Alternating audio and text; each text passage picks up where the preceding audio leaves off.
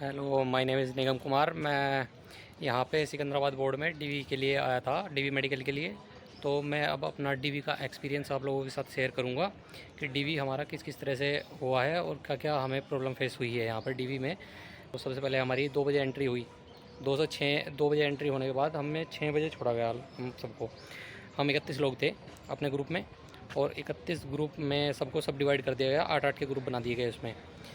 उसमें एक बच्चा अपसेंट था। 31 टोटल हो गए थे यहाँ पे बच्चे। तो जैसे ही स्टार्टिंग में हमने एंट्री ली वहाँ पर, तो सबसे पहले 4 कंप्यूटर होते हैं इसमें, यहाँ पर जो डीवी लेने वाले होते हैं 4 कंप्यूटर आपके होंगे। आपको जो कंप्यूटर 1 होगा वहाँ पे आपका CBT 1 जो हुआ था उसका एडमिट कार्ड चेक होगा, उसके आधार के साथ वेरीफाई किया जाएगा।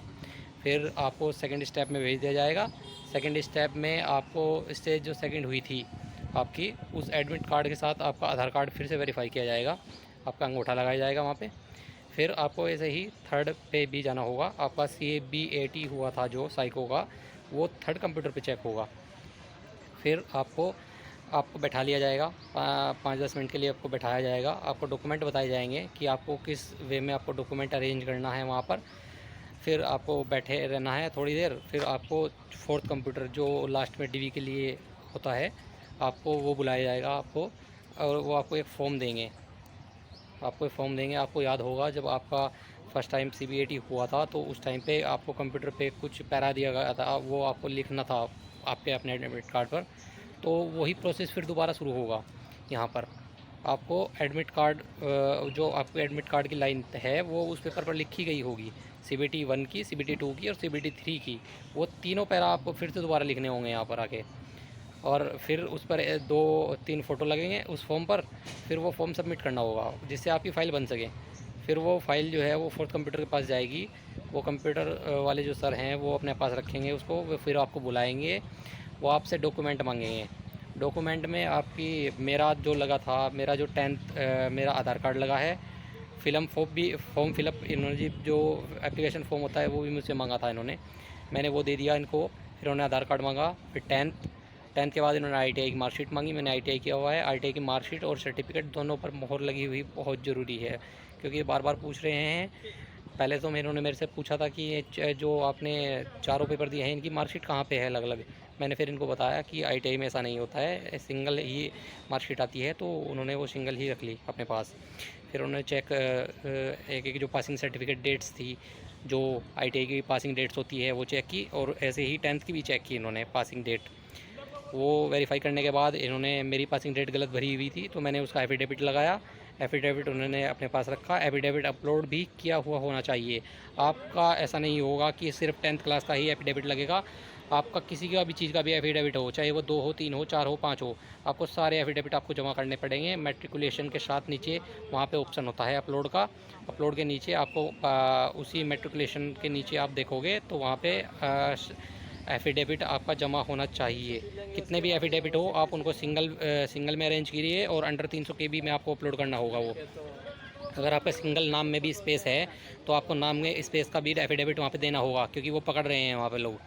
और इस तरह ही फिर इन्होंने मेरा ITI का हुआ। फिर इन्होंने 12th भी देखा इन्होंने मेरा। 12th भी मैंने इनको बोल दिया, दिखा दिया। फिर इन्होंने मेरे को बोला हाँ, OBC का सर्टिफिकेट मोहन मेन है। OBC का सर्टिफिकेट मेरा 2024 का भी देखा है इन्होंने, जो फॉर्म फिलअप के टाइम पे था वो भी मैंने दिखा दिया था इनको। और फिर उसके बाद में 2025 का जो नया वाला है वो भी दिखाया है। OBC NCL एंगस्टर, जो इन्होंने एंगस्टर 4 जो बोला जाता है इनका जो है, मैंने एंगस्टर 4 भी इनको दिया है। बट उसमें मेरे को क्या दिक्कत हो गई, मैंने उसमें तहसीलदार की मोहर लगी हुई थी खाली। बट ये राउंड सील तहसीलदार की मोहर मांग रहे हैं, उसमें कार्यालय की मोहर मांग रहे हैं। या तो SDM की दीजिएगा या DM की दीजिएगा। ये बहुत ज़्यादा ज़रूरी है। आप एक बार दोबारा सुनिए। आपका जो एंगस्टर 4 है OBC NCL में अगर आपने अप्लाई किया हुआ है तो आपको खाली तहसीलदार की मोहर नहीं देनी है, आपको राउंड सील मोहर देनी है, वो भी SDM या DM की। आपको एक सिंगल मोहर राउंड सील देनी होगी। ये मस्ट भी नेसेसरी है, वरना ये ब्लॉक डेट में दोबारा बुलाएंगे आपको वो पेपर लेके। मेरे साथ ऐसा ही हुआ है, मुझे दोबारा आना पड़ेगा यहाँ पे 17 तारीख को।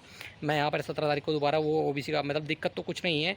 इन्होंने बोला है कि आप OBC का NCL का ये दोबारा ले आइए, हमको इस पर मोहर दिखा दीजिए और आप चले जाइए। इसकी 2 कॉपी सेट मांगी है इनको इन्होंने मेरे से। जेरोक्स कॉपी मांगी है दो दो। उस डॉक्यूमेंट की। तो मैं इनको वो डॉक्यूमेंट सबमिट करूँगा और मैं फ्री कर दिया जाऊँगा। बाकी इन्होंने मेडिकल के लिए मेरे को आगे भेज दिया था, मेरी फ़ाइल तैयार हो गई है सब। और अभी मैं मेडिकल के लिए यहाँ पे आया हुआ हूँ। ये पीछे मेरे हॉस्पिटल ही है, मैं यहाँ पे लालागुड़ा में अभी आया हुआ हूँ। आज मेरा मेडिकल होगा यहाँ पे, कल भी हुआ था और आज फाइलें वगैरह चेक होगी। मेडिकल के लिए मैं एक अलग से सेपरेट वीडियो बना दूंगा। और जिन बच्चों का डिप्लोमा और पॉलिटेक्निक का सॉरी डिप्लोमा और बीटेक, उनका ये बोल रहे थे, मैंने कुछ बच्चों से बात की थी, वो बोल रहे हैं कि सब ईयर का जो मार्कशीट है वो अलग अलग बोल रहे हैं। मतलब उनकी जो मार्कशीट है वो सबकी अलग अलग होनी चाहिए, मतलब कोई भी ईयर मिस नहीं होना चाहिए। एक बच्चा हमारे यहाँ ऐसा भी था कि उसका जो मार्कशीट है वो सेकंड का या थर्ड का शायद मिसिंग था, तो उसको इन्होंने वेट करने के लिए बोल दिया है और एप्लीकेशन लिखवा ली है उससे। एप्लीकेशन में उन्होंने बोला है कि आप ब्लॉक डेट वही जो मेरे को इन्होंने एप्लीकेशन फॉर्म भरा है मेरे से कि आप 17 तारीख में आइए और अपना ये डॉक्यूमेंट दिखा दीजिए। तो ऐसे ही उस लड़के को भी बोला है, उससे बोला है कि आप ब्लॉक डेट में आइए और सेकंड और थर्ड ईयर का जो अपना मार्कशीट है वो हमको दिखा दीजिए, फिर आप फ्री हैं, आप अपना मेडिकल कराइए। फ़िलहाल आप मेडिकल के लिए जा सकते हैं। और हम ऐसे ही करते रहे। फिर उन्हें मतलब अपने जो मेरे ग्रुप में 8 बच्चे थे, तो 8 हो गया इस तरह ही वहाँ पे चेकअप हुआ। फिर उसके बाद बैठाया रखा इन्होंने थोड़ी देर। उसके बाद इन्होंने आगे के लिए बोल दिया कि अब आपकी छुट्टी हो गई है, आप जा सकते हैं। 6 बजे 2 बजे हमने एंट्री की थी और 6 सवा 6 बजे के लगभग हमने एग्ज़िट किया है यहाँ से। और उसके बाद फिर इन्होंने बोला था कि कल सुबह आप 8 बजे, हाँ, काचीगुड़ा में आप 8 बजे आ जाइएगा और खाली पेट आपको कुछ नहीं खाना है, सिर्फ आप पानी पी के जा सकते हैं। आपका कल फिर ये टेस्ट होगा। ये सब प्रक्रिया है। हमारे यहाँ से टोटल 3 ग्रुप्स बने थे, उसमें 8 बच्चों को काचीगुड़ा भेजा था, 11 बच्चे शायद 11 या 12 के समथिंग अराउंड इन्होंने लालागुड़ा भेजा है, और एक चिक्कलगुड़ा है, चिक्कलगुड़ा शायद इन्होंने कुछ बच्चों को वहाँ पे भी भेजा है। सबसे बड़ा जो मेन हॉस्पिटल है ये लालागुड़ा का है। हम फिर दोबारा लालागुड़ा में आए हुए हैं। बाकी आगे के मेडिकल के लिए मैं आपको बता दूंगा। एक और बात मेरे को बतानी थी कि जो आपके 3 साल के तीनों उसके CBT 1, CBT 2 और CBT 3 के जो एडमिट कार्ड होंगे उनकी 2 फोटोकॉपी, और हर चीज़ यानी कि एवरी सिंगल पेपर आपके पास जो डॉक्यूमेंट है उसकी सबकी 2 कॉपी आपको लगेगी। 2 सेट बनाने हैं, दोनों सेट ले लिए जाएंगे आपसे। जीरोक्स 2 कॉपी, हर चीज़ की 2 कॉपी चाहिएगी। वो मानेंगे नहीं, वरना आपको फिर बोलेंगे दोबारा बार बार आप जीरोक्स क्यों नहीं लेकर आए जब उन्होंने बोला था। आप हर चीज़ की 2 जीरोक्स ज़रूर निकाल के लाना। एडमिट कार्ड की भी स्पेशली, एडमिट कार्ड की भी ये जीरोक्स मांग रहे हैं, ठीक है।